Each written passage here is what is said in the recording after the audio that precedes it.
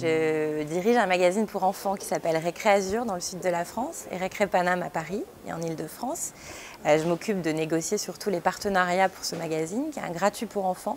Donc c'est le premier gratuit pour enfants de France. Je suis mère au foyer et j'ai 2 enfants.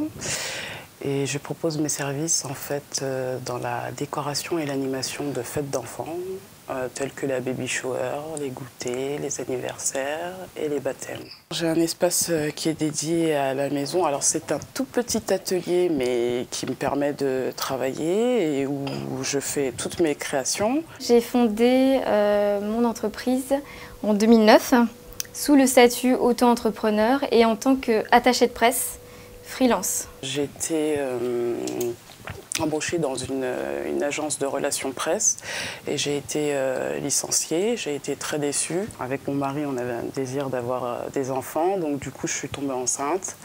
Et du coup cette idée en fait m'est venue comme ça sur un coup de tête de monter ma boîte. Et comme l'univers des enfants me plaît beaucoup, donc je me suis lancée.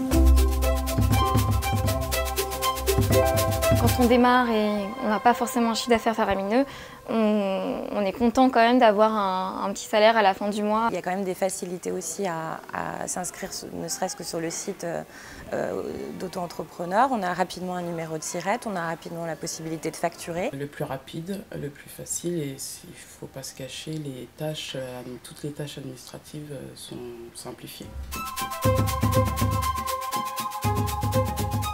J'essaye d'être très disponible pour eux en journée et je travaille essentiellement le soir et le week-end.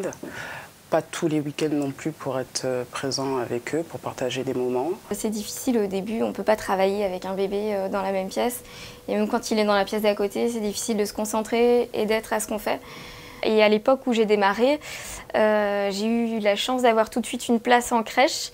Et ça a permis justement que je puisse encore développer mon activité voilà, en tant qu'auto-entrepreneur et après plus tard en EURL. Donc j'ai 2 enfants, un 3e bientôt, et c'est vrai que c'est des emplois du temps qu'on peut plus facilement gérer en se disant je vais travailler une fois que les enfants seront couchés ou je vais travailler un petit peu le week-end quand j'aurai un moment. Il y a encore plein de choses à faire, plein de choses à développer, et au niveau des partenariats locaux et au niveau de la diffusion pour qu'elle soit plus vaste. Mais en tout cas, c'est quelque chose qui aujourd'hui est pérenne et qui vit. Je suis passée de auto-entrepreneur en URL il y a déjà 2 ans de ça, car le statut auto-entrepreneur est très bien pour démarrer.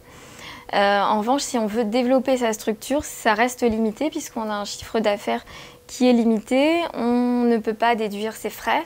Aujourd'hui, j'ai une qualité de vie que je n'avais pas du tout avant, parce que je passe du temps avec mes enfants tout en travaillant, peut-être même plus qu'avant d'ailleurs, mais je ne le regrette pas, quoi.